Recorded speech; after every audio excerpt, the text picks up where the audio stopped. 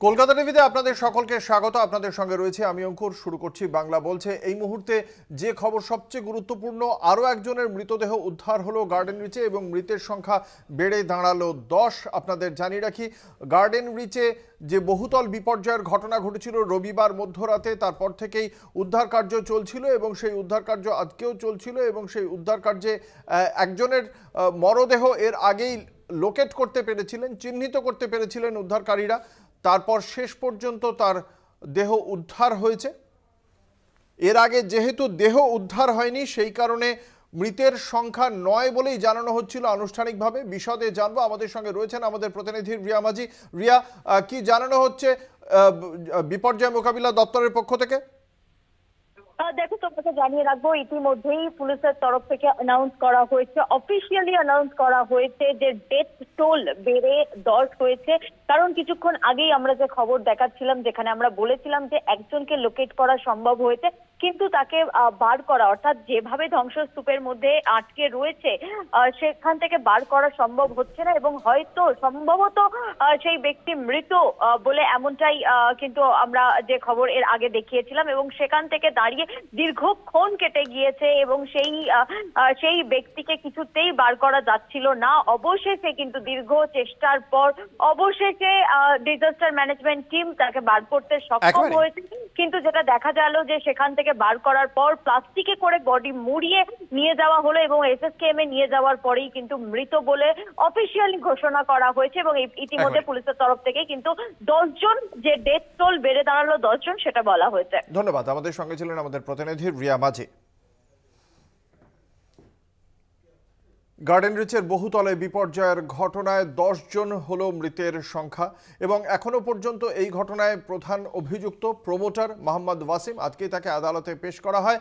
তাৎপর্যপূর্ণভাবে তিনি জানিয়েছেন যে এই বিষয়টি, এই নির্মাণের বিষয়টি তিনি পুরসভার ইঞ্জিনিয়ারদের জানিয়েছিলেন, কিন্তু তাকে যখন জিজ্ঞাসা করা হয় যে কাউন্সিলর জানতেন কিনা, তিনি কিন্তু খুব স্পষ্টভাবেই জানিয়েছেন যে কাউন্সিলর জানতেন না।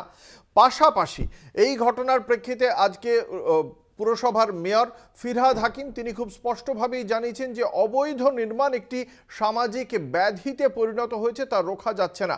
ফলে সেই বিষয়টি সম্পর্কে খুব স্বাভাবিকভাবেই মেয়রকে গ্রেপ্তারের দাবি জানাচ্ছেন এবং অন্যদিকে বিরোধীরা এটিকে একটা বড় হাতিয়ার হিসেবে ব্যবহার করছে। তৃণমূল কংগ্রেসের মুখপাত্র কুণাল ঘোষ, তিনি আজকে বলেছেন যে ঘটনাটা ঘটেছে গার্ডেন রিচের বহুতল যেভাবে বিপর্যয়ের ঘটনা ঘটেছে তার এক বচনে থেমে নেই, নেপথ্যে বহু বচন রয়েছেন বলেই তাৎপর্যপূর্ণ বক্তব্য রেখেছেন কুণাল ঘোষ। গার্ডেন রিচ ছাড়াও আজকে দিনের অন্যান্য ঘটনার মধ্যে আরও একবার ডিজির পরিবর্তন হয়েছে, বিবেক সহায়ের জায়গায় সঞ্জয় মুখোপাধ্যায় হয়েছেন এবং অন্যদিকে তৃণমূল কংগ্রেসের পক্ষ থেকে আজকে ভারতীয় জনতা পার্টির যে প্রার্থী তালিকা, সেই প্রার্থীদের নামে তাদের বিরুদ্ধে কি অপরাধের রেকর্ড আছে তা যেমন ঘোষণা করা হয়েছে। অন্যদিকে ডেরেক ওব্রায়ান, তৃণমূল কংগ্রেসের সাংসদ, তিনি দাবি করেছেন নির্বাচন কমিশন পক্ষপাত দুষ্ট আচরণ করছে এবং সেই কারণেই সুপ্রিম কোর্টের পর্যবেক্ষণে এই নির্বাচন হওয়া উচিত।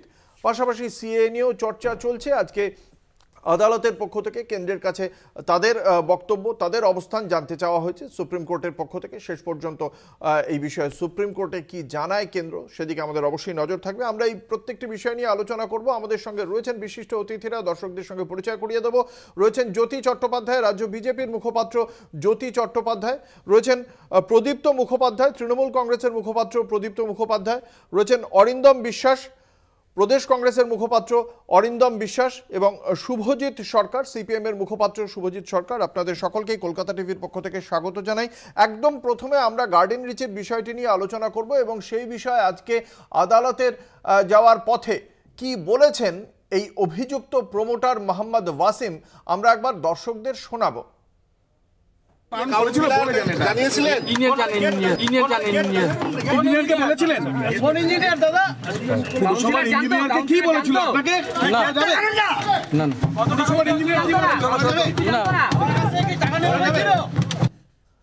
অর্থাৎ কাউন্সিলরকে না, কিন্তু ইঞ্জিনিয়ারদের জানিয়েছিলেন। প্রদীপ্ত মুখোপাধ্যায়, কি বলবেন তাহলে, দায়টা কার? দেখুন, দায়বদ্ধতা সবসময় থাকা আমাদের, আমরা দায়বদ্ধতা নিয়ে থাকি, আমরা কখনো উত্তরদায়কতা থেকে পিছিয়ে যাই না, কোনো দিন যাইনি, যাব না। আমরা তৎক্ষণাৎ ব্যবস্থাপনা করি এবং আমরা অত্যন্ত মর্মাহত, শোকাহত এই ধরনের ঘটনায়।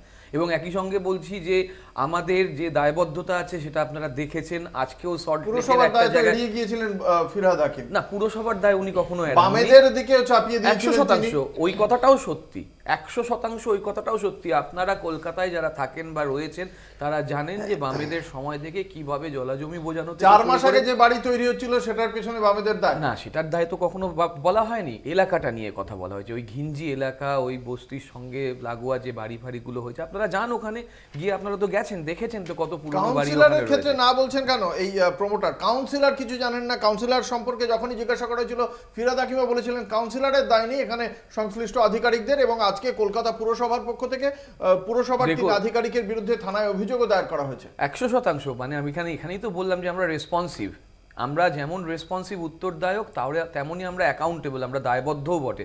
এবং মুখ্যমন্ত্রী নিজে ওখানে গিয়ে এই ইলিগালিটি নিয়ে কথা বলেছেন। আর দেখুন, এই সোশ্যাল প্রবলেম একটা, সেটাকে পলিটিসাইজ করার যে প্রক্রিয়া হচ্ছে, আমরা তার বিরুদ্ধে। আমরা যদি তাই করতাম তাহলে স্টিফেন বিল্ডিং যখন জ্বলে গিয়েছিল সেটা নিয়ে আমরা ভয়ানক আন্দোলনের দিকে যেতে পারতাম, বা সেই সময় যে বিল্ডিংগুলো পড়ে গিয়েছিল সেগুলোও যেতে পারতাম, বা মরবি ব্রিজ নিয়েও বিজেপির দুঃখ প্রকাশের গল্প আমরা এখন অবধি পাইনি। ফলে এইগুলো একটা আলাদা ঘটনা, কিন্তু act of god, act of fraud যেভাবে বলা হয়েছিল সেইটা কিন্তু যখন অন্য রাজ্যে হয় তখন কেউ বলে না, কিন্তু আমরা জাস্টিফাই করব না। আমরা এইখানেই পার্থক্য আমাদের সঙ্গে অন্য রাজনৈতিক দলগুলোর, যে আমরা মৃত ব্যক্তিদের সঙ্গে সমবেদনা জানানোর পরিবারের সঙ্গে যে কথা বলছেন আমরা একবার শোনাই ফিরহাদ হাকিম তিনি কি বলছেন এই বিষয়টি নিয়ে, এই গার্ডেন রিচের বহুতল বিপর্যয় নিয়ে। ফিরহাদ হাকিম কলকাতা পুরসভার মেয়রের কি বক্তব্য? 800-র উপরে বাড়ি আমি যতদিন মেয়র হয়েছি তার মধ্যে ভাঙা হয়েছে। গার্ডেন রিচেই প্রায় 25টার উপরে বাড়ি ভাঙা হয়েছে। কিন্তু এটা একটা এমন সামাজিক ব্যাধি যে আমি দূর করতে পারছি না, কিন্তু চেষ্টা করে যাব। কি বলবেন এবার? অবৈধ নির্মাণটা সামাজিক ব্যাধি রুখতে পারছেন না, তাহলে তিনি ভোটটা চাইছেন কোন মুখে? এইরকম ব্যাধি আছে বলেই তো আমাদের সমস্যাগুলো হচ্ছে, এবং আমরা তার জন্য দায়বদ্ধভাবে কাজ করে যাচ্ছি, আইনি সহায়তা নিচ্ছি, পুলিশি ব্যবস্থাপনা করছি, সেই জন্যই তো মানুষ আমাদের পাশে আছেন। আসবো এদিকে। প্রথমে যেহেতু এই বিষয়ে ফিরহাদ হাকিমের মুখে আমরা যখন অভিষেক বন্দ্যোপাধ্যায় বলছিলেন এটা নিয়ে রাজনীতি কাম্য নয়, তখন তার আগেই ফিরহাদ হাকিম বলে দিয়েছিলেন বামেদের, সেজন্য প্রথমে আসবো বামেদের কাছে। শুভজিৎ সরকার, আজকে ফিরহাদ হাকিম বলছেন অবৈধ নির্মাণ একটি সামাজিক ব্যাধিতে পরিণত হয়েছে, রোখা যাচ্ছে না। কি বলবেন? দেখুন, প্রথম কথা, এই ঘটনায় রাজনীতি না টানলেও এখানে রাজনীতি চলে আসবে। তার কারণ কি বলুন তো? আমি নিশ্চিতভাবে এই বর্তমানে হয়তো কলকাতা পৌরসভার অঞ্চলে থাকি না, আমি এখন রাজপুর সুরারপুর পৌরসভা অঞ্চলে থাকি, কিন্তু আমার জন্ম এবং বেড়ে ওঠাটা পুরোটাই হচ্ছে কলকাতা পৌরসভা অঞ্চলে। আমি 101 নম্বর ওয়ার্ডে থাকতাম। 101 নম্বর ওয়ার্ডে আমি কিছু কথা বললে রিলেট করতে পারবেন কেন বলছি। 101 নম্বর ওয়ার্ডে আমরা যখন থাকতাম সে সময় তখন বামপন্থীদের বোর্ড ছিল। একটা সময় বামপন্থীদের বোর্ড যখন ছিল না, সুব্রত মুখোপাধ্যায় মেয়র ছিলেন, বামপন্থীর কাউন্সিলর ছিল, কিন্তু সে সময়ও আমি কখনো দেখিনি এই যে 8 ফুট বা 9 ফুট গলি, তার মধ্যে 3 তলার দোতলার বেশি বাড়ি করা যায়। কারণ নিয়ম ছিল পৌরসভায়, আমি ভুল না করলে আপনারা যদি খতিয়ে দেখেন, যে 12 ফুটের নিচের গলি হলে 3 তলা করা যায় না। কিন্তু এই ঘটনাচক্রে তৃণমূল কংগ্রেস যখন রাজ্যে ক্ষমতায় এলো, পৌরসভা খালি পেল না, পাশাপাশি যখন ক্ষমতায় এলো 11 সালের পরবর্তীকালে, যখন কর্পোরেশনও তৃণমূল, রাজ্য সরকারও তৃণমূল, তার পরবর্তীতে আমরা দেখলাম, আমি এখনও দেখাতে পারি, আপনি যদি যান, আপনাদের মিডিয়ার লোকেরা, আপনারা তো সব জায়গায় ঘুরে বেড়ান, যে 8 ফুট 7 ফুট গলির মধ্যে ওখানে 4 তলা 5 তলা বাড়ি উঠেছে। এবার এই যে 4 তলা 5 তলা বাড়িটা উঠলো, এটা তো সম্পূর্ণভাবে খালি প্রশাসনকে দায় দিয়ে বা সরকারি আধিকারিকদের দায় নেই। কারণ যেমন সরকারি আধিকারিকরা পারমিশন দিয়েছে, কিন্তু ওখানকার নির্দিষ্টভাবে কাউন্সিলর আছে, মেয়র আছে, অর্থাৎ মেয়র পরিষদ আছে, কর্পোরেশন আছে, আমি বলছি তারা তো এগুলোকে অ্যাপ্রুভ করছে। এবং অ্যাপ্রুভ কিভাবে করছে দেখুন, আজকে তৃণমূল কংগ্রেসের যারা এলাকায় এলাকায় কাউন্সিলর হয়, এদের মধ্যে কয়েকজন রাজনীতিক ব্যক্তিত্ব বাদ দিয়ে অধিকাংশ হয় তারা প্রমোটার, না তারা ব্যবসা করে। আমি বলছি না যে প্রমোটাররা ব্যবসা রাজনীতি করতে পারবে, এটা অন্য দিক নয়, কিন্তু কি হচ্ছে, এরা যখন কাউন্সিলর হচ্ছে, এদের হাতে পলিটিক্যাল পাওয়ার আসছে, এবং তারা নিয়ম কানুন সবকিছু ভুলে গিয়ে তারা বাড়ি তুলে দিচ্ছে। এবং এক্ষেত্রে কি হচ্ছে, এক্ষেত্রে সমস্যায় পড়ছে সাধারণ মানুষ। আজকে ফিরহাদ হাকিম আমাদের রাজ্যের মন্ত্রীর পাশাপাশি মেয়রও, ওনাকে দায় নিতে হবে যে ওনারা বলে এইসব হচ্ছে। কি বলছেন অধীর রঞ্জন চৌধুরী, আমরা একবার শোনাবো। ওইটা উদর পিণ্ডি বুদর ঘাড়ে চাপিয়ে আমাদের চোখের ধুলো ছেটানো ছাড়া কি থাকতে পারে? আর সাব ইঞ্জিনিয়ার বাবার ক্ষমতা আছে মেয়রের কথার অবাধ্য করার? এখন উদর পিণ্ডি বুদর ঘাড়ে চাপিয়ে আমাদেরকে দেখাবে, দেখো কত অ্যাকশন নিলাম। এখনই গ্রেপ্তার করো ফিরহাদ হাকিমকে, খুনি। রমজানের মাসে এতগুলো মানুষকে হত্যার জন্য সে দায়ী। ঘাড় ধাক্কা দিয়ে তাকে পদ থেকে নামিয়ে দেওয়া উচিত, তদন্ত করা উচিত এবং গ্রেপ্তার করা উচিত। আমরা প্রথম পর্বে তৃণমূল কংগ্রেস এবং বামেদের বক্তব্য শুনিয়েছি। একটা ছোট্ট বিজ্ঞাপনী বিরতির পর এই আলোচনাতেই থাকবো, ফিরে আসছি, সঙ্গে থাকুন। ফিরে এলাম বিরতির পর, আপনারা দেখছেন বাংলা বলছে, আপনাদের সঙ্গে রয়েছে আমি অঙ্কুর। বিরতিতে যাওয়ার আগে আমরা অধীর রঞ্জন চৌধুরীর বক্তব্য শুনেছিলাম, যেখানে তিনি একেবারে সরাসরি ফিরহাদ হাকিমের গ্রেপ্তারি চেয়েছেন। জ্যোতি চট্টোপাধ্যায় বিজেপি মুখপাত্রের কাছে জানতে চাইব, অধীর রঞ্জন চৌধুরীর এই দাবিকে আপনারা কি চোখে দেখেন? না দেখুন, একটা যদি খুন হয়, মানে কোনো সন্ত্রাসবাদী খুন করে বন্দুক নিয়ে, সেটা যেমন খুন, এটাও তো অর্গানাইজডভাবে খুন। তার কারণ আমি একটা সিস্টেম এরকমভাবে জেনারেট করলাম যে সেখান থেকে আপনার কিছু লোকের রাতের অন্ধকারে সে ঘুমাচ্ছে, তার পরিবারটা পুরোটাই আপনার মানে সহনাগরিককে আমরা হারাবো। তো এটাও তো একটা খুন, অ্যাবসলিউটলি। মানে যদি ওই খুনের জন্য তার শাস্তি হয়, তাহলে এই খুনের জন্য শাস্তি হওয়া উচিত। বিষয়টা হচ্ছে অঙ্কুরদা, এই যে আজকে আমাদের তো টনক নড়েছে এই ঘটনার পরে, অর্থাৎ এই যে 134 নম্বর ওয়ার্ডের এইটার পরে, কিন্তু এটা তো আজকে থেকে চলছে না অঙ্কুরদা। আমি আপনাকে একটা লেটার দেখাচ্ছি, সেটা হচ্ছে এই যে দেখুন, এই লেটারটা আমাদের মণ্ডল প্রেসিডেন্ট 67 এবং 107 এই দুটো ওয়ার্ড নিয়ে একটা মণ্ডল, সেই দুটো ওয়ার্ডের যে প্রেসিডেন্ট তার নাম হচ্ছে সুদীপ তিলজলা থানার ওসিকে লেটার লিখেছে যে আপনার একটা জায়গায় জলাশয় ভরাট করছে। কে করছে? আপনার লোকাল কাউন্সিলর, 66 নম্বর ওয়ার্ডের কাউন্সিলর জাভেদ খানের ছেলে, আপনার হচ্ছে নাম হচ্ছে আপনার, ঠিক আছে বলছি নামটা বলছি, তো ও জলাশয়টা ভরাট করছে। সেইখানে দাঁড়িয়ে এখনো পর্যন্ত কোনো পুলিশ ব্যবস্থা নিয়েছে? উত্তর হচ্ছে না। মনোয়ার উদ্দিন বলে রয়েছে, মনোয়ার উদ্দিন আপনার এর বাড়িটা হচ্ছে তিলজলা থানা, মানে তিলজলা যে আপনার তৃণমূলের যে অফিসটা ছিল সেই অফিসের পিছন দিকটা, সেখানে 100 বিঘা জমি রয়েছে। সেই 100 বিঘা জমিকে, মানে পুরো জলাশয় জমি, সেটাকে জবরদখল করা হয়েছে। এই 100 বিঘার মধ্যে 15 বিঘা জমি ওই মনোয়ার উদ্দিনের। তিনি বারবার করে উনি আপনার পৌরপিতাকে আবেদন করেছেন, উনি মেয়র পরিষদকে আবেদন করেছেন, উনি লোকাল থানাকে আবেদন করেছেন, উনি নবান্নতে আবেদন করেছেন। এত কিছু করা সত্ত্বেও তার বিরুদ্ধে কোনো ব্যবস্থা গ্রহণ করা হয়নি। আমার প্রশ্নটা হচ্ছে অঙ্কুরদা, এইখানে যদি এত কিছু করার পরে তার ব্যবস্থা গ্রহণ করানো হয় এবং সেখানে যে কনস্ট্রাকশনটা হচ্ছে সেই কনস্ট্রাকশন যদি ভেঙে পড়ে আগামী দিনে, তাহলে এর দায়টা কে নেবে? তৃণমূল কংগ্রেস নেবে? এ তো জায়গায় জায়গায় হচ্ছে। আমি আসবো কংগ্রেসের কাছে, অরিন্দম গোস্বামী, যেটা আপনার কাছে জানতে চাইবো, আপনার নেতা বলছেন এটা মানে গ্রেপ্তার করা উচিত। আজকে তৃণমূল কংগ্রেসের পক্ষ থেকে পাল্টা ফিরহাদ হাকিমই বলেছেন যে অধীর রঞ্জন চৌধুরীও একসময় রেলমন্ত্রী ছিলেন, সেই সময় অনেক রেল দুর্ঘটনা ঘটেছে, তাহলে কি তাঁর গ্রেপ্তারিটা কাম্য? দেখুন, অধীর চৌধুরী যেই সময় রেলমন্ত্রী ছিলেন, প্রথমত উনি রেলমন্ত্রী ছিলেন না, উনি প্রতিমন্ত্রী ছিলেন। কিন্তু সেই সময়ে যে এটা তো আর সিস্টেমেটিক্যালি কোনো জিনিস তৈরি করে দেওয়া হয়নি, কিন্তু নিয়ম ভেঙে যেগুলো হচ্ছে সেগুলো লিড টু দ্য ডেথ। এটা তো সত্যি কথা যে যদি বেনিয়মে বাড়ি তৈরি করা যায় সেটা মানুষের মৃত্যুর কারণ হতে পারে, কিন্তু রেল দুর্ঘটনা যেটা, সেটায় তো এরম কিছু হয়নি। দুটো ট্রেন হয়তো পরস্পর মুখোমুখি এসে গেছে, সেই জায়গায় দুর্ঘটনা ঘটেছে, সেগুলো প্রত্যেকটাই দুঃখজনক, কিন্তু সেখানে মানুষের ইন্টেনশন ছিল না। কিন্তু এক্ষেত্রে এই অধীর রঞ্জন চৌধুরী যেটা বললো না, খুনের মামলাও তো অনেক রকম হয়, একটা ইন্টেনশনাল, একটা আনইনটেনশনাল। তো এই ক্ষেত্রে যদি আনইনটেনশনাল খুনের মামলা দায়ের করা হয়, আমার মনে হয় সেটাই করা উচিত, 1 নম্বর। 2 নম্বর, দেখো আমি ফিরহাদ হাকিমের কথায় আসছি। ফিরহাদ হাকিম বলছিলেন না যে পাড়ার প্রত্যেকটা গলিতে কি কি হচ্ছে আমাদের পক্ষে জানা সম্ভব নয়। তুমি খোঁজ নিয়ে দেখবে পাড়ার প্রত্যেকটা গলিতে কততলা বাড়ি উঠছে সেটা মেয়র জানতে পারেন না, কিন্তু মেয়র পরিষদ যারা রয়েছে তারা সেই বাড়ির স্কোয়ার ফুট মেপে কত টাকা হিসেব নিতে হবে সেটা তাদের ডায়েরিতে লেখা থাকে। সেই জিনিসটা জানতে কারোর ভুল হয় না, কিন্তু সেটা বেনিয়মে হচ্ছে না নিয়ম মেনে হচ্ছে সেটা জানতে তাদের বাকি থাকে। দ্বিতীয় কথা, তোমরা বারবার করে দায়বদ্ধতার কথা বলছো। আচ্ছা, এই বাড়িগুলো যে তৈরি হয়ে রয়েছে এমনটা তো না, এরা দিনের পর দিন ধরে ট্যাক্স দিচ্ছে। কেন প্রশাসন তৈরি হয়ে যাওয়ার পরে যখন তাদের কাছ থেকে ট্যাক্স নিচ্ছে সেই সময় কেন বাড়িগুলোর স্ট্যাটাস নিয়ে খোঁজ খবর নেবে না? তাদের বাড়ির আলো, তাদের বাড়ির জল যেই সময় যাচ্ছে কেন সেই সময় বাড়িগুলোর স্ট্যাটাস নিয়ে খোঁজ হবে না?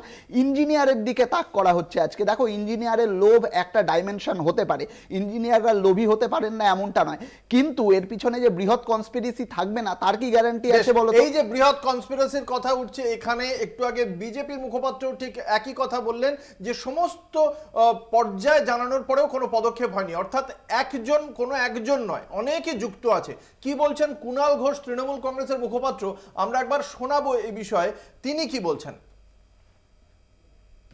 এ ব্যাপারে কোনো কথা বলবো না। কোথাও তো একটা গন্ডগোল আছে, কোথাও তো একটা ভুল এবং অন্যায় কাজ আছে। রাতারাতি একটা বাড়ি এতখানি তৈরি হয়ে গেল, সেটা তো হতে পারে না। সুতরাং এটা এক বচনের বিষয় নয়, এটা বহু বচনের বিষয়। এবার কে কে আছে, কি আছে, সেগুলো পুলিশ তদন্ত করে খুঁজে বার করুক। ফলে আজকে প্রমোটার তিনি কি বলছেন, তিনি কি না বলছেন, এ বিষয়ে কোনো মন্তব্যই করতে চাই না। যা ঘটনা ঘটেছে অত্যন্ত দুঃখজনক, দুর্ভাগ্যজনক, বিপজ্জনক। ফলে এটা এক বচনের বিষয় নয়, বিষয়টা বহু বচনের বিষয়। ফলে সেটা পুলিশ প্রশাসন তদন্তে দেখবে।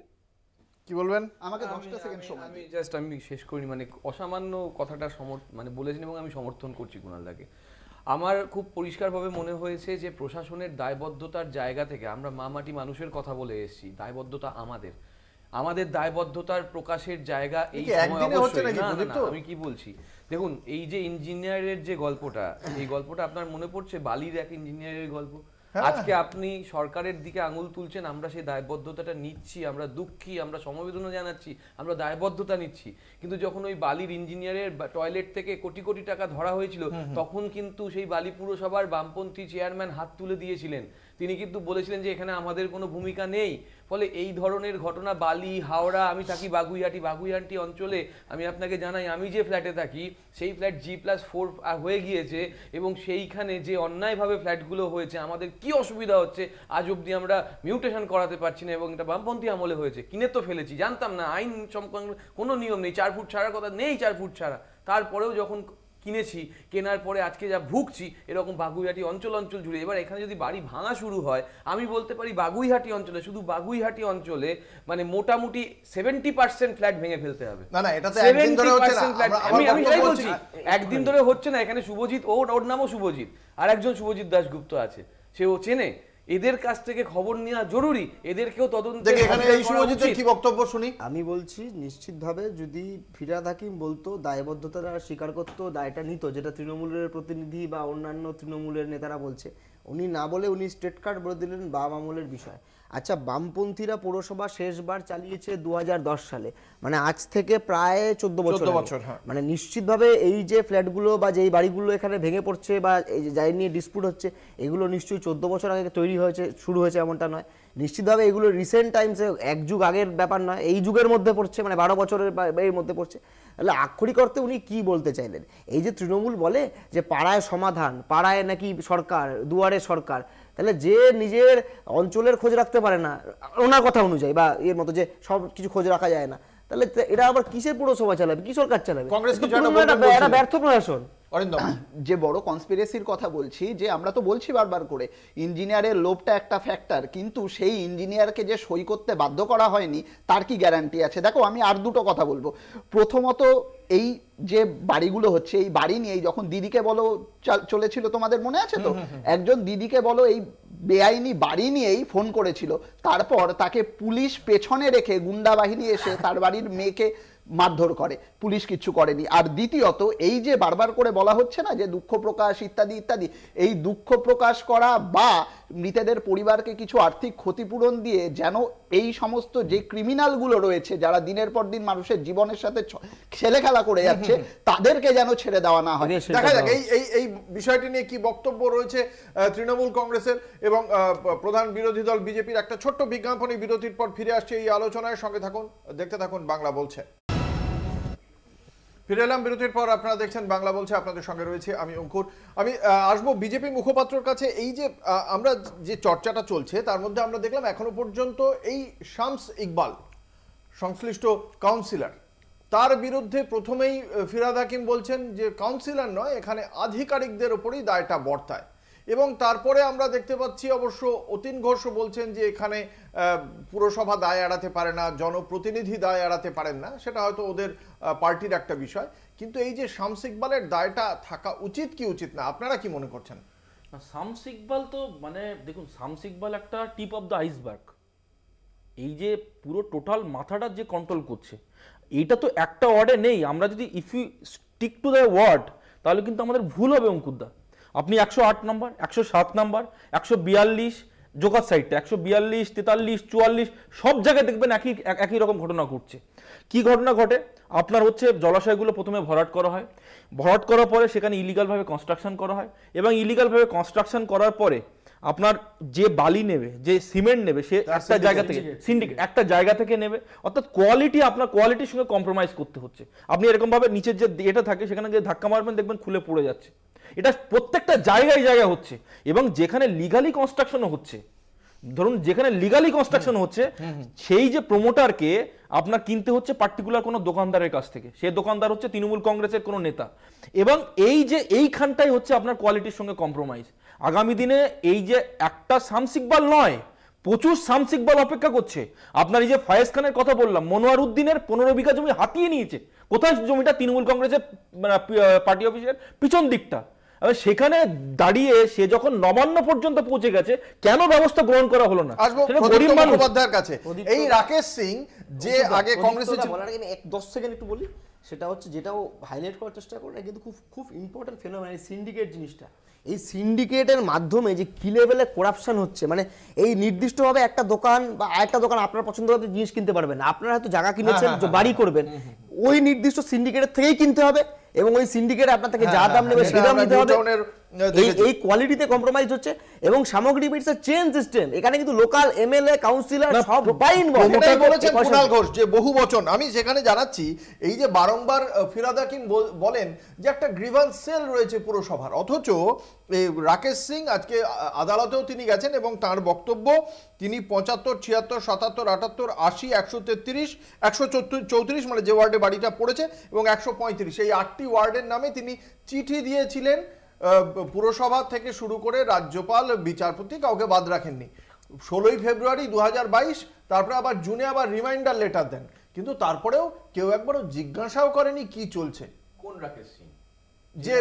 যে মাদক কেস খেয়েছিলেন। হ্যাঁ, তার কথা নিয়ে যদি আমাকে আলোচনা করতে, তাহলে না আমার বক্তব্য ঠিক, আমি জানি আপনি এই প্রশ্নটা করবেন, আমি জানি। আমি আপনাকে বলার যেটা বিষয়, যে একজন ব্যক্তি মাদক নিয়েছেন, তিনি সেটা মানে এখন অবধি প্রুভড হয়নি, তিনি অভিযোগ উঠেছিল। পরের কথাটা যেটা বলা, আমার বক্তব্য রাজ্যপালের কাছে গেছে, রাজ্যপাল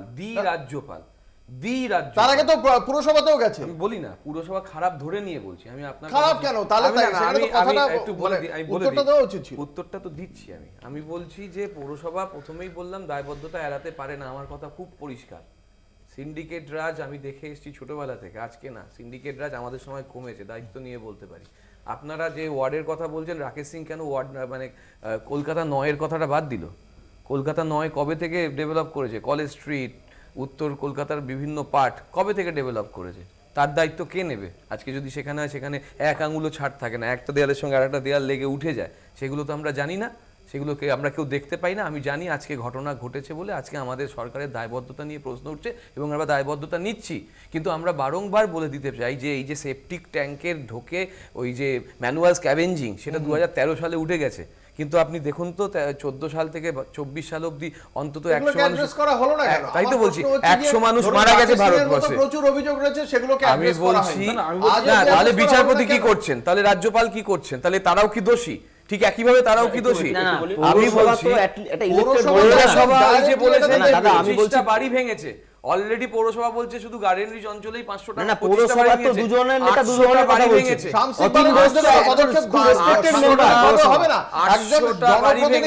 মুখ্যমন্ত্রী নিজে যেখানে প্রত্যেকটা মানে মিটিং এ তিনি বলছেন যে জনপ্রতিনিধিদের মানুষের কাছে যেতে হবে, সেখানে সেই শামস ইকবাল তিনি দুবাইতে ছিলেন, ঠিক আছে, সেটা তিনি যেতেই পারেন, এমন নয় যে কেউ যেতে পারেন না, তার পয়সা থাকলে তিনি যাবেন। তিনি অ্যাস্টন মার্টিন চড়েন, তার বেন্টলি গাড়ি আছে বলেও শুনছি, আমি জানি না।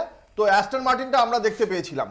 কিন্তু আমার বক্তব্য হচ্ছে যে তিনি কি তার এলাকায় তিনি ঘুরতে পারেন না, যেটা মুখ্যমন্ত্রী বলছেন, তারপরেও তার বিরুদ্ধে সাংগঠনিক কোনো পদক্ষেপ হবে না? তো 100 বার উচিত। আবারও বলছি, আপনারা তো শাহজাহানের বিরুদ্ধে পদক্ষেপ করলেন, সাংগঠনিক পদক্ষেপ করলেন, দেরিতে হলেও করেছেন, তাহলে এর বিরুদ্ধে কেন হলো না? যদি দেখা যায় যে ওনার কোনো যুক্তি আছে, দেরিতে হলেও হবে।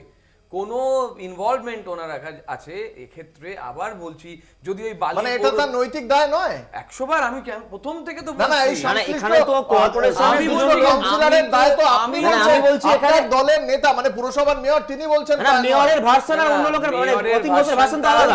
তাহলে আমি কোনটা ঠিক ধরব? অতীন ঘোষ তো অন্য কথা বলছি, ডেপুটি মেয়র অন্য কথা বলছেন, আমি কোনটা ঠিক ধরব? দলের ভার্সন তো বড় নেতা জানতে হবে। এক মিনিট দলের ভার্সন কোনটা ধরব? আপনি তো আমাকে বলতে ডেকেছেন, আপনি প্রশ্ন করেছেন, আমি এক নাগারে উত্তর দিয়ে যাচ্ছি, কিন্তু তার উপর যদি আরো প্রশ্ন করেন আমার উত্তর দিতে সমস্যা হবে।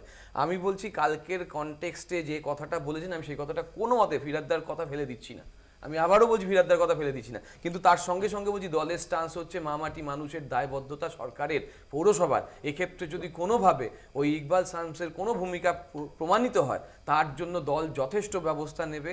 এবং একই সঙ্গে বলে রাখছি যে হুগলির এই হাওড়ার বালির ওই পৌরসভার ওই যে টয়লেটের মধ্যে পাওয়া কোটি কোটি টাকা, সেখানে বামফ্রন্ট সরকার যেরকম দায় ঝেড়ে ফেলেছিল, আমরা কিন্তু সেই দায় ঝেড়ে ফেলার মতন করছি না।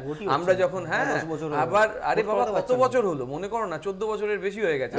আমরা দেখছি স্টিফেন হাউস পড়ে গেল যে তারা এই বিষয়টি সম্পর্কে এখনো পর্যন্ত ফিরহাদ হাকিমের যে বক্তব্য সেটার থেকে সরছেন না, বলছেন সংশ্লিষ্ট কাউন্সিলরের দায় নেই। আপনি তাই বলছেন? আমি তা কখনো বলিনি, আমি বলছি সেই যে মুহূর্তে ওই কথাটা হয়েছে যে এই পার্টিকুলার বিল্ডিং সম্পর্কে উনি জানতেন কি জানতেন না, আমরা সেটাকে পুরোপুরি উড়িয়ে দিতে চাইছি না, কিন্তু একই সঙ্গে আমরা বলছি যে যদি কোনো ভূমিকা প্রমাণের জায়গা থাকে আমরা তার বিরুদ্ধে যথেষ্ট ব্যবস্থা নেব। জায়গা জ্যোতি কি মনে হচ্ছে এই বক্তব্যটা? না, আমার বক্তব্য হচ্ছে অঙ্কুরদা ধরুন একটা বিল্ডিং খারাপ হয়ে গেছে, মানে আপনার স্টাবলিশড, এবার সেখানে যে জলের লাইনটা দেয় সেই জলের লাইনটা কে দেয়?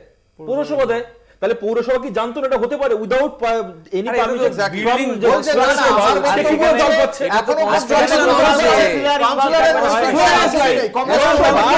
100 বার আছে একটা হাজার তোমার কিলোমিটার নিয়ে তো একটা ওয়ার্ড হয় না, একটা ওয়ার্ড খুব ছোট জায়গায় হয়। আমি তো আবারও বলছি তৃণমূলের প্রত্যেকটা কাউন্সিলর কোনো বাড়ি হলে তার যে স্কয়ার ফুট মেপে পয়সা নেওয়ার সময় তিনি সব জানতে পারেন, কিন্তু এক্ষেত্রে একটা ইলিগাল বাড়ি হচ্ছে জানতে পারেন না, সবাই সবকিছু জানে। আজকে যখন দায়িত্ব নেওয়ার কথা হচ্ছে তখন দায়িত্ব নেবে না। আসলে সমস্যাটা হচ্ছে এরা কেবল দায়িত্বহীন ক্ষমতাটা ভোগ করতে চাইছে। বামপন্থী একজনই কাউন্সিলর আছেন, বিজেপির দুজন আছে, সরি বামপন্থী দুজন আছে, তার মধ্যে যে ভদ্রমহিলা আছেন অসামান্য মানুষ, আমি দায়িত্ব নিয়ে বলছি, কিন্তু তার এলাকাও ঘুরে এসো। বিজেপির দুজন কাউন্সিলর আছে, তাদের এলাকা 3 জন কাউন্সিলর, তাদের এলাকা নিয়ে ঘুরে এসো, তাহলে সেক্ষেত্রেও কি তারা স্কয়ার ফিট নিয়ে নিচ্ছে? আমরা এই আলোচনায় থাকবো, একটা ছোট বিরতিতে যাব, বিরতির পর ফিরে আসছি, এই আলোচনার সঙ্গে থাকুন। গার্ডেন রিচ নিয়ে যেমন চর্চা চলছে তার পাশাপাশি রাজনৈতিক মহলে অন্য আরেকটি যে চর্চা, যেদিকে আমাদের দর্শকদের দৃষ্টি আকর্ষণ করব, আজকে তৃণমূল কংগ্রেসের সাংসদ ডেরেক ওব্রায়েন তিনি খুব স্পষ্টভাবেই দাবি তুলেছেন। তার এক্স হ্যান্ডেলে তিনি একটি টুইট করেন, সেখানে তার দাবি যে জাতীয় নির্বাচন কমিশন অত্যন্ত পক্ষপাতদুষ্ট এবং তারা বিজেপির প্রতি পক্ষপাতদুষ্ট, তাই নির্বাচন সুপ্রিম কোর্টের পর্যবেক্ষণে হওয়া উচিত বলে দাবি তাঁর। এবং স্বাভাবিকভাবেই এই চর্চা চলছে, কারণ এরই মধ্যে আমরা দেখতে পাচ্ছি যে গতকাল যে রাজ্য পুলিশের ডিজি হিসেবে যার নাম ঘোষণা করা হয়েছিল বিবেক সাহা, 24 ঘন্টা কাটতে না কাটতেই তার জায়গায় সঞ্জয় মুখোপাধ্যায়ের নাম ঘোষণা করা হয়েছে। বিবেক সাহার হাত থেকে সঞ্জয় মুখোপাধ্যায় আজকেই সেই দায়িত্বভার বুঝে নেবেন। এবং এই যে ঘটনাটি ঘটেছে সেখানেও বিজেপির অঙ্গুলি হেলনেই ঘটেছে বলে মন্তব্য করেছেন তৃণমূল কংগ্রেসের পক্ষ থেকে শান্তনু সেন। ফলে প্রত্যেকটি জায়গায় বিজেপির পক্ষপাত দুষ্টতার কথা উঠছে। আমরা একবার দেখাবো যে ডেরেক ওব্রায়েন তার সুনির্দিষ্টভাবে কি অভিযোগ এই প্রতিবেদনের মাধ্যমে। নির্বাচন কমিশনে আস্থা নেই তৃণমূল কংগ্রেসের, সুপ্রিম নজরদারিতে ভোটের দাবি। যে নির্বাচন কমিশনের নিরপেক্ষতাটা দেশের গণতন্ত্র রক্ষার জন্য অত্যন্ত জরুরি, সেই নিরপেক্ষতাটা চলে গিয়ে আজকে হিজ মাস্টার্স বয়স হয়ে গেছে। ভোটের দিন ঘোষণা হতেই সরানো হয় কলকাতা পুলিশের ডিজি রাজীব কুমারকে। নিয়ম অনুযায়ী 3 বছর ধরে একই পদে থাকা পুলিশ কর্তা বা আমলাদের সরানোর নির্দেশিকা আছে। রাজীব কুমারের ক্ষেত্রে সেই যুক্তি খাটে না, দাবি তৃণমূল কংগ্রেসের। আর তা নিয়েই এক্স হ্যান্ডেলে ডেরেকের তো। ডেরেক তার পোস্টে বলেন, বিজেপি নোংরা কৌশল করে নির্বাচন কমিশনের মতো প্রতিষ্ঠানকে ধ্বংস করছে। বিজেপিকে জনগণের মুখোমুখি হতে এতটাই নার্ভাস যে তারা ভারতের নির্বাচন কমিশনের দফতরকে পার্টি অফিসে পরিণত করছে। নির্বাচন কমিশন নাকি হিজ মাস্টার্স ভয়েস? নির্বাচিত রাজ্য সরকারের আধিকারিকদের বদলি করে দিচ্ছে। অবাধ ও সুষ্ঠু নির্বাচনের জন্য 2024 সালের নির্বাচন সুপ্রিম কোর্টের পর্যবেক্ষণে করানোর জন্য দাবি করছি। যদিও বিজেপির দাবি নিয়ম মেনেই গুজরাট, উত্তরাখণ্ডের মতো পশ্চিমবঙ্গেও আধিকারিকদের বদল করা হয়েছে। রাজীব কুমারের বদলে নিয়ম বহির্ভূত, এমনই দাবি তৃণমূলের। 3 বছর না হওয়া সত্ত্বেও শুধুমাত্র বিজেপির অঙ্গুলি হেলনে এই পশ্চিমবঙ্গের ডিজি রাজীব কুমারকে সরিয়ে দেওয়া হয়েছিল। তারপরে যাকে ডিজি করা হয়েছিল বিবেক সহায়, আমরা দেখলাম আবার তাকেও নির্বাচন কমিশন বিজেপির অঙ্গুলি হেলনে তাকে সরিয়ে দিল। রাজীব কুমারের পর কলকাতা পুলিশের ডিজি পদের দায়িত্ব গ্রহণ করেন বিবেক সহায়। তবে 24 ঘন্টা না যেতেই ফের ডিজি বদল কলকাতা পুলিশের। ভোটের মুখে নতুন ডিজি সঞ্জয় মুখোপাধ্যায়, মঙ্গলবারই তাকে দায়িত্ব গ্রহণের নির্দেশ দেওয়া হয়। কলকাতা টিভি। প্রথমে তৃণমূল কংগ্রেসের কাছে প্রশ্ন, 6 রাজ্যের যে স্বরাষ্ট্র সচিব তাদেরকেও অপসারিত করা হয়েছে, কিন্তু সেই বিষয়টি নিয়ে এখনো পর্যন্ত বিজেপির রাজ্যে উত্তরপ্রদেশ, গুজরাট, সেই বিজেপি শাসিত রাজ্যে যেটা হয়েছে সেখানে কিন্তু তাদের কোনো জনপ্রতিনিধি এই নিয়ে নির্বাচন কমিশনের বিরুদ্ধে কোনো কথা বলেননি। একদিনকার প্রধানমন্ত্রী মনে পড়ছে আপনার সেই নায়ক সিনেমার গল্প, একদিনের জন্য প্রধানমন্ত্রী, এই একদিনের জন্য ব্যবস্থাপনা, তারপরে আবার পাল্টানো। এ তো আমার বিচারপতি গাঙ্গুলির কথা মনে পড়ে যাচ্ছে, যে বিচারপতি গাঙ্গুলি একজনের চাকরি সরিয়ে আরেকজনকে দিলেন, আবার তার চাকরি সরিয়ে আরেকজনকে চাকরি দিলেন। মানে কোনটা অন্যায়, তারপরে কোনটা অন্যায়, তারপরে কোনটা অন্যায় ধরা যাচ্ছে না।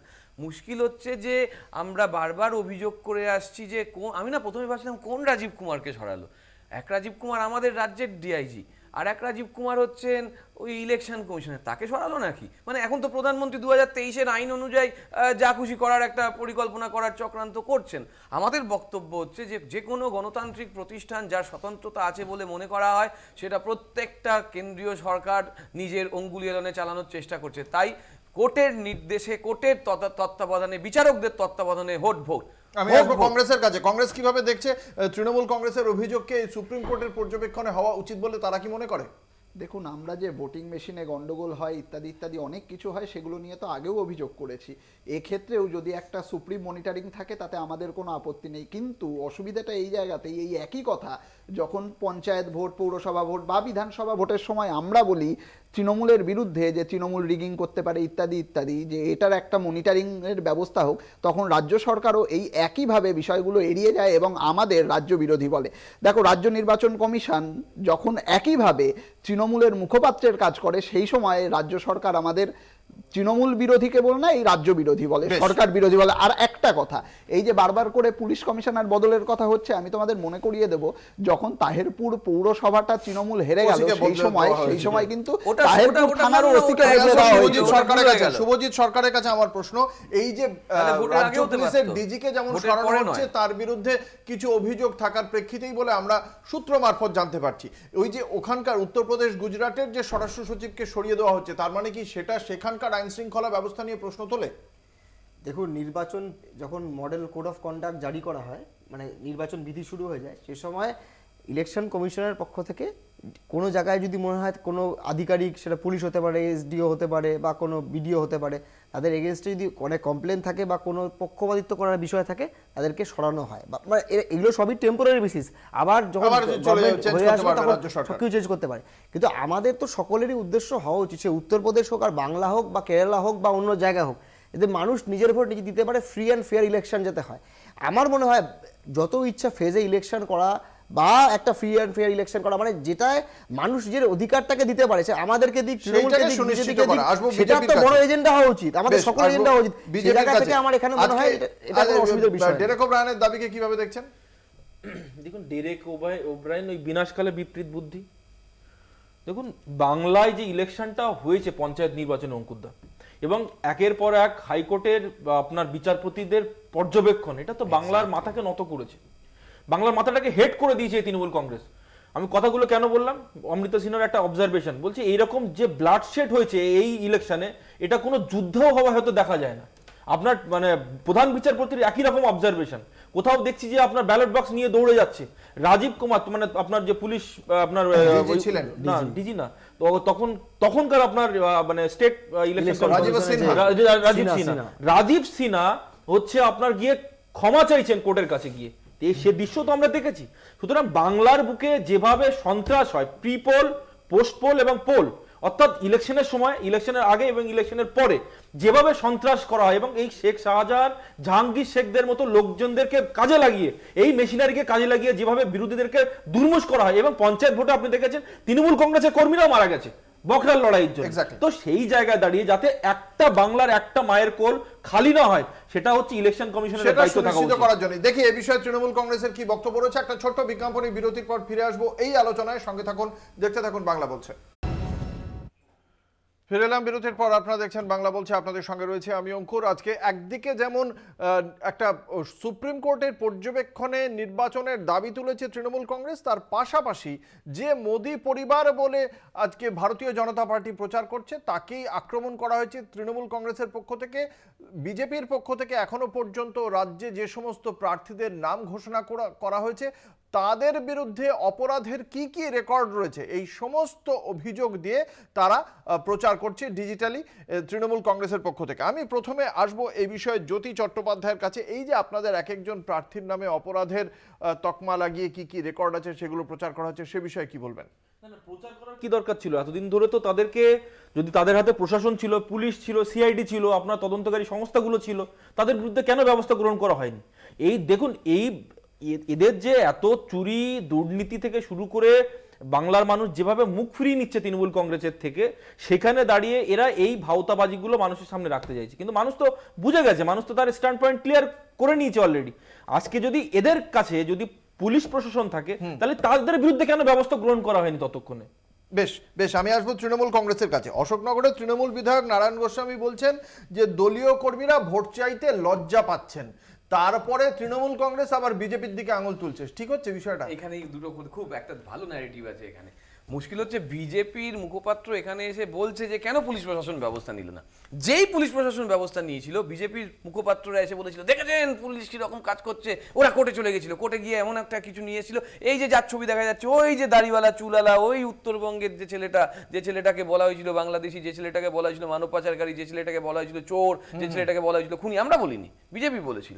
তার বিরুদ্ধে যখন পুলিশ তদন্ত করতে যায়, সে কোর্টের বিভিন্ন দরজায় ঘুরে ঘুরে, এখন তো দেশের স্বরাষ্ট্র প্রতিমন্ত্রী, ফলে পুলিশ ব্যবস্থা পুলিশের মতন নিচ্ছিল, কিন্তু কোর্টের একটা আদেশ আছে, কোর্টের নির্দেশ আছে, ডাইরেকশন আছে, সে অনুযায়ী আমাদের চলতে হচ্ছে।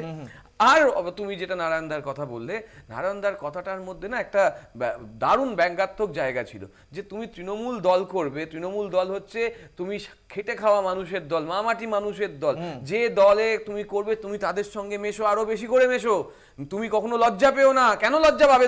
তুমি তৃণমূল করো, বুক চিতিয়ে বলো, তুমি কখনো এলিটের রাজনীতি করোনি, তুমি মুখে মামাটি মানুষ বলছো, যখন তুমি মামাটি মানুষের জন্য করে খাটো। ভোট চাইতে লজ্জা পাচ্ছে কেন?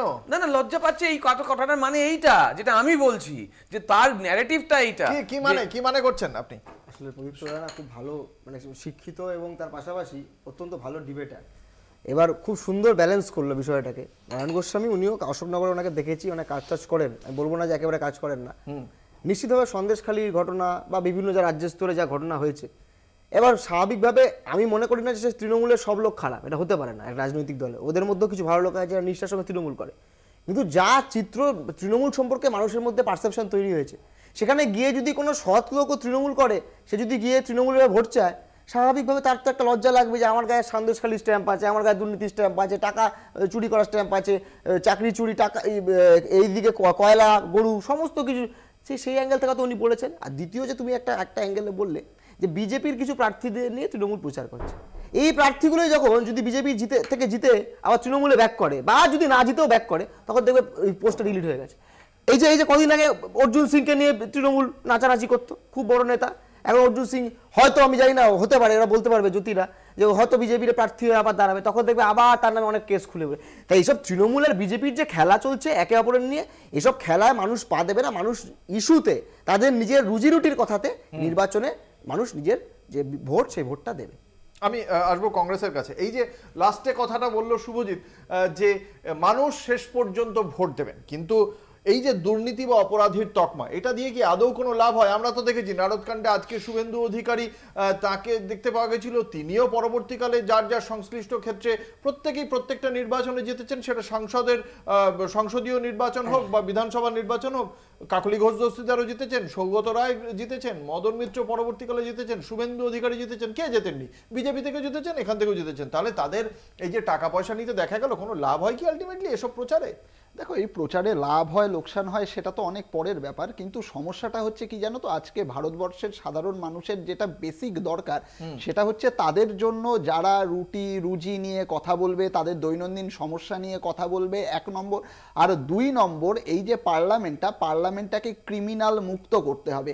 আমি তৃণমূলের সাথে সম্পূর্ণ একমত। যদি সত্যি এই যে বিজেপির যে সমস্ত প্রতিনিধিরা দাঁড়াচ্ছেন তাদের বিরুদ্ধে যেই সমস্ত অভিযোগ, সেই অভিযোগগুলো যদিও তারা হলফনামায় দেন, তবুও তৃণমূল যদি তাদের কথা জনসমক্ষে নিয়ে আসেন সেটাকে আমরা অ্যাপ্রিসিয়েট করি। কিন্তু তার পাশাপাশি তৃণমূলের উচিত এইটা নিজেদের ঘরে, ওই বলে না চ্যারিটি বিগেন্স অ্যাট হোম, এটা কিন্তু নিজেদের দলের সম্পর্কেও করা উচিত। আমি তোমাকে একটা উদাহরণ দিচ্ছি, মুকুটমণি অধিকারী যখন আগের বার বিধানসভা ইলেকশনে দাঁড়ালো, তখন এই তৃণমূলই কিন্তু তার সাথে তার বউয়ের সম্পর্ক ইত্যাদি এই সমস্ত নিয়ে যে অভিযোগগুলো করেছিল, তারা যেন নিজেদের হলফনামায় এই যেই পোস্টারগুলো তৈরি হচ্ছে তাতে যেন ওই মুকুটমণি অধিকারীর নামও করে। তৃণমূলের প্রতিনিধি বলছিলেন যে নিশীথ প্রামাণিকের ব্যাপারে তৃণমূল বলেনি, বিজেপি বলেছিল। এই মুকুটমণির ব্যাপারে কিন্তু সেদিন বিজেপি বলেনি, তৃণমূল বলেছিল। সমস্যাটা হচ্ছে এই যে ক্রিমিনাল লোকগুলো না কোনো দলের হয় না। যদি রাজনৈতিক দলগুলোর সদিচ্ছে থাকে, আমাদের এটা দায়িত্ব। আমরা যারা 4 জন রয়েছি, আমাদের মনে হয় আমরা 4 জনই তো যুবক সম্প্রদায়ের প্রতিনিধি। আমরা 4 জনই, আমাদের কারোর নামেই সেই অর্থে কোনো অভিযোগ নেই, না টাকা পয়সা নেওয়ার, না কোনো ক্রিমিনাল অভিযোগ নেই। আমাদের কিন্তু দায়িত্বটা দলের ঊর্ধ্বে উঠে এই যে পার্লামেন্টটাকে ক্রিমিনালদের আশ্রয়স্থল থেকে বের করে আনা, এই দায়িত্বটা কিন্তু আমাদের। এখানে আরেকটা দিকও আছে, এখানে যাদের কথা বলা হচ্ছে বা যাই নিয়ে আলোচনা হচ্ছে, এরা হচ্ছে কি করেছে, টাকা লুট করেছে বা তাদের এগেনস্টে লুট বা রাহাজানি বা চুরি এই ধরনের অভিযোগ। আমি বলছি পলিটিক্স যারা করতে নামে, আমি নিশ্চিত 4 জন আমরা এখানে আছি এবং অন্যান্য দলেরও, তৃণমূল, বিজেপি, কংগ্রেস, সিপিএম, সবার নামে অল্প না কোনো কেস আছে, কিন্তু সেগুলো কিন্তু চুরি ডাকাতির কেস নয়, রাজনৈতিক আন্দোলন করতে গিয়ে কেস। এটা কিন্তু মেলালে হবে না। মানে আজকে কেউ তৃণমূল করতে গিয়ে, বিজেপি করতে গিয়ে, আমার নামে নিজের নামে কেস আছে, নিশ্চয়ই এখানে যারা তাদের নামে কেস আছে, কিন্তু এই পলিটিক্যাল মুভমেন্ট আর চুরি ডাকাতি এটাও কিন্তু ইকুয়েট করে দেওয়ার চেষ্টা করা হচ্ছে। এটা কিন্তু ভুল। Politics is a noble profession. Politics একটা এমন জায়গা যেখানে লোকের জন্য সার্ভ করতে আসে, যাই রাজনৈতিক আদর্শ, কিন্তু এটা গুলিয়ে দিচ্ছে এইসব চুরি চিটিংবাজি করা নেতাগুলো। আরেকটি বিষয়, আমরা আমাদের সংক্ষিপ্ত সময় অনেকগুলি বিষয় সম্পর্কে রাজনৈতিক দলগুলোর অভিমত জানতে চাইছি। আজকে সিএএ বিষয়টি নিয়ে একগুচ্ছ মামলা ছিল, সেই মামলাগুলি আজকে একত্রিত করে শীর্ষ আদালত সুপ্রিম কোর্টে সেই মামলাগুলি শুনানি হয় এবং শেষ পর্যন্ত সুপ্রিম কোর্ট বলেছে যে এই মামলাটাতে এখনই স্থগিতাদেশ দেওয়া হচ্ছে না, কিন্তু এই বিষয়ে কেন্দ্রের কি অবস্থান তা জানতে চেয়েছে আদালত। এবার এই যে সিএএ বিষয়টি নিয়ে চর্চা চলছে, সেখানে আজকে হাবড়ায় গিয়েছিলেন শুভেন্দু অধিকারী, রাজ্যের বিরোধী দলনেতা। তার বক্তব্য, তিনি চ্যালেঞ্জ করছেন যে যদি এখানে কারোর নাগরিকত্ব চলে যায় সিএএ এর ফলে, তাহলে তিনি তার বিরোধী দলনেতা, তিনি রাজনীতি ত্যাগ করবেন, বিরোধী দলনেতার দায়িত্ব ত্যাগ করবেন, এরকম কথাবার্তাও যেমন বলেছেন। তার পাশাপাশি তিনি বলেছেন শান্তনু ঠাকুর থেকে শুরু করে বিজেপির কয়েকজন জনপ্রতিনিধির নাম করে বলেছেন তারাও এটি সই করবেন। কি বলেছেন একবার শুভেন্দু অধিকারী আমরা প্রথমে শোনাবো, তারপরে শুনবো বিজেপির মুখপাত্রের বক্তব্য।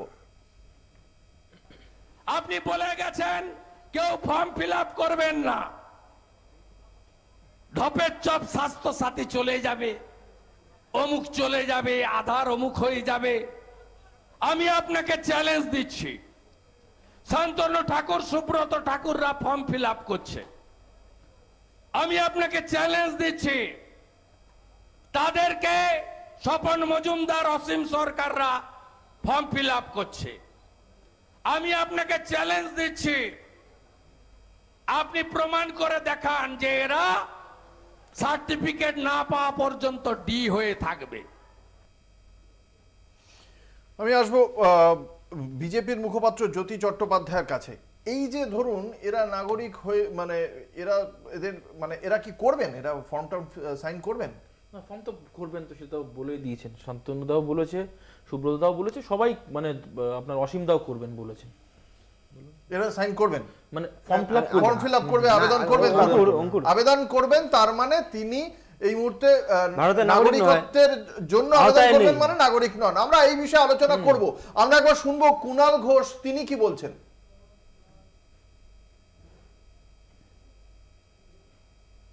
শান্তনু ঠাকুর যদি ফর্ম ফিল আপ করে থাকেন, তাহলে শান্তনু ঠাকুরকে জানাতে হয়েছে তিনি ভারতবর্ষের নাগরিক নন। কোনো অবস্থায় লোকসভা নির্বাচনে তিনি প্রতিদ্বন্দ্বিতা করতে পারেন না। যে ব্যক্তি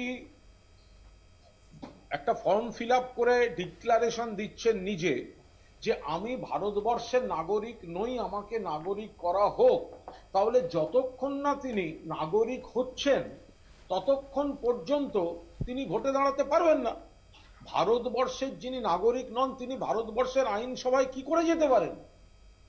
ভারতবর্ষের যিনি নাগরিক নন, সিএ ফর্ম ফিল আপ করার অন্যতম শর্ত হচ্ছে সেখানে লিখে দিতে হবে আমি ভারতবর্ষের নাগরিক নই। তাহলে ভারতবর্ষের যিনি নাগরিক নন তিনি কোনভাবে তিনি ভারতবর্ষের লোকসভায় যেতে পারেন? এ তো হতে পারে না কখনো। অন্যথায় তাকে বলতে হবে আমার নাম তো ভোটার তালিকায় ছিল তাই আমি নাগরিক। আর এই কথাটা তো তৃণমূল কংগ্রেসই বলছে। শুনি জ্যোতি চট্টোপাধ্যায়। না, বলছি যে ধরুন এই যে নাগরিক নন না নাগরিক প্রশ্নটা হচ্ছে আপনার পশ্চিমবাংলায় যারা যারা আমরা মানে বাস করছি তার মেজরিটি অফ দ্য পোর্শন, আপনার বনগা, প্রদীপ্তদার বাড়ি বনগাঁতে ভালো বলতে পারবে, বনগাঁ বসিরহাট সহ আমাদের যাদবপুরের বিস্তীর্ণ অঞ্চলে যারা যারা 47 সালের পরে এসছে, they have made voter ID cards, they have made Aadhaar cards.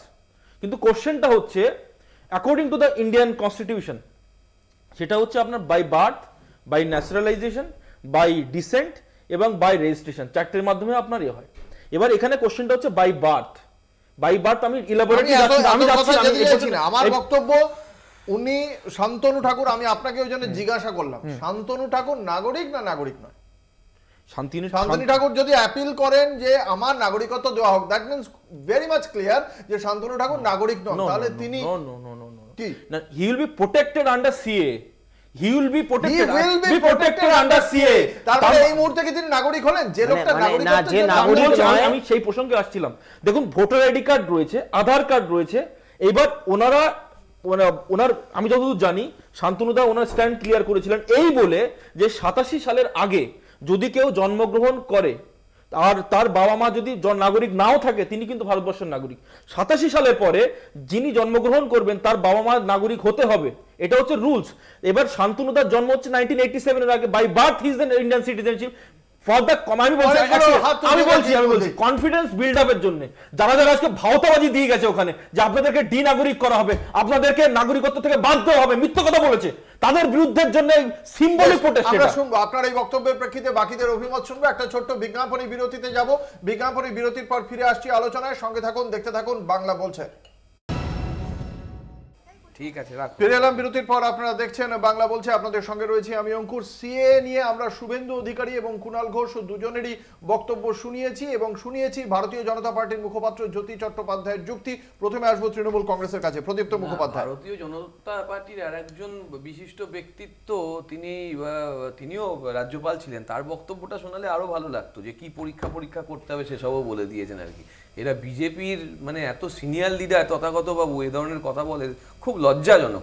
কিন্তু দেখুন একটা অদ্ভুত জটিলতা তৈরি করে দিল, অকারণ জটিলতা, মানে কোনো পরিষ্কার ধারণা নেই। জ্যোতি এখানে বলছে যে একটা মানে সমব্যথী হওয়ার জন্য, সমব্যথী কিসের সমব্যথী?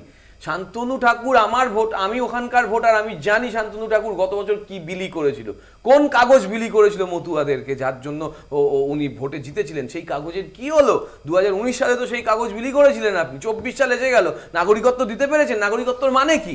নাগরিকত্বের মানে 326 নম্বর দ্বারায় খুব পরিষ্কার বলে দেওয়া আছে, ভোটার তারাই যারা ভারতের নাগরিক। এই কথা চ্যালেঞ্জ করে আজ অব্দি কোর্টে বিজেপি গেছে? কি বলছে? 18 বছর ভারতীয়রাই ভোট দেওয়ার অধিকারী। 326 নম্বর ধারা পড়ে নাও, তারপর তর্ক করো। আগে 326 নম্বর ধারা পড়ে নাও। আমি বলবো পড়ে নিতে, তোমাকে এখানে ডিক্টেট করতে হবে। 326 নম্বর ধারা এখানে ডিক্টেট করতে হবে। আমি যদি ভুল হই আমি এক্ষুনি করে দিচ্ছি, আমি ডিক্টেট করতে হবে। আমি না শেষ করি। সিএ নিয়ে যে ভুল ভ্রান্তি ধারণা তৈরি করার কথা বলা হচ্ছে, বিষয়টার মধ্যেই ভুল রয়েছে। বলা হচ্ছে যে 1987 সালের আগে জন্মালে সে ভারতীয় হবে। এবার মুশকিল হচ্ছে হচ্ছে কেউ যদি 71 সালের পরে ভারতে আসে এবং তার শিশু যদি 87 সালের মধ্যে জন্মায়, শুনুন, তাহলে সে শিশুটি হয়ে গেল ভারতীয়, বাবা মার কি হবে? 71 সালের আগে ডকুমেন্ট, 71 সালের আগে 2014 সালের ডিসেম্বর কেন? 2014 সালের ডিসেম্বর কেন?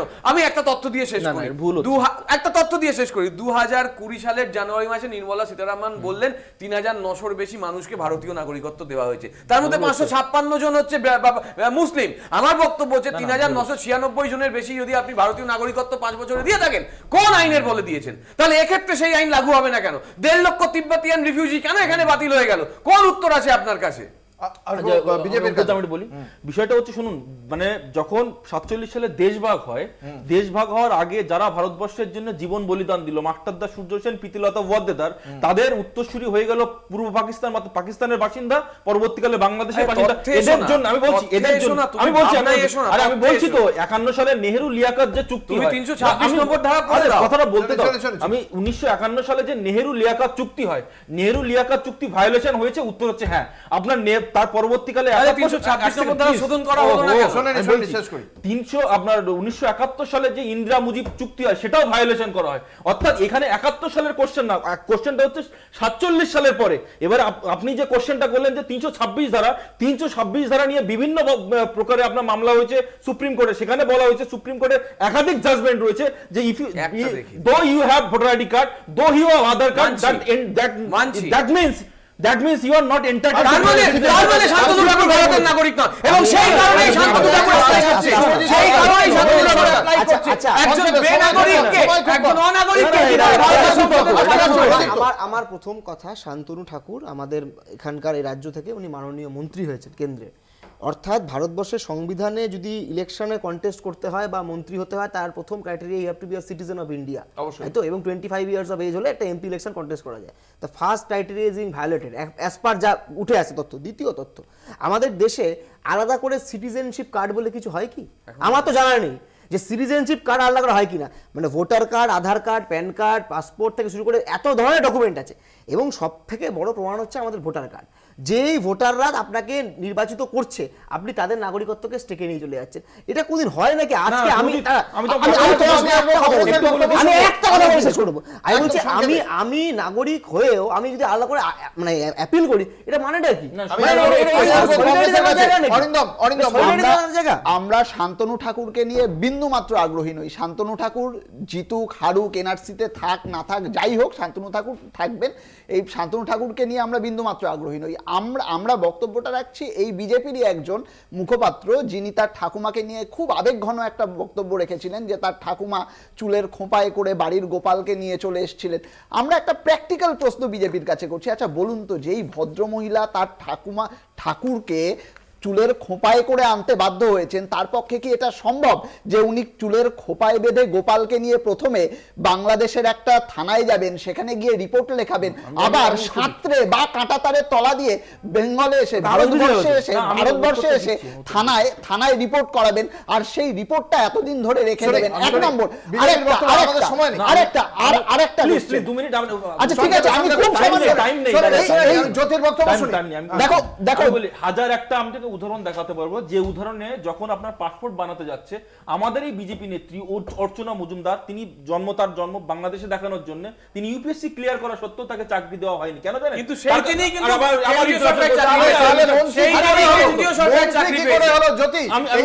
সমস্যা হচ্ছে না। উনি সিম্বলিক ভাবে বলেছেন, ইটস নট অ্যাবাউট যে উনি যে হ্যাঁ উনি মানে উনি যে নাগরিক নন, সেটা নয়। আমার বক্তব্য বিষয় এই যে উনি যে বললেন, কংগ্রেস যে মুখপাত্র বললেন না যে কাগজপত্র কোথায় পাবেন, এটা ভ্যালিড কোশ্চেন, সেটা আমাদের স্বরাষ্ট্রমন্ত্রী, এবং এরা যদি কেউ না হয় তাহলে আরেকটা ভ্যালিড কোশ্চেন করছে, যদি মুসলমান কি অবস্থান জানায় সেদিকে আমাদের নজর থাকবে। আমাদের আজকের আলোচনার সময় একেবারেই শেষ। আমাদের সঙ্গে আজকে ছিলেন জ্যোতি চট্টোপাধ্যায়, প্রদীপ্ত মুখোপাধ্যায়, অরিন্দম গোস্বামী, শুভজিৎ সরকার।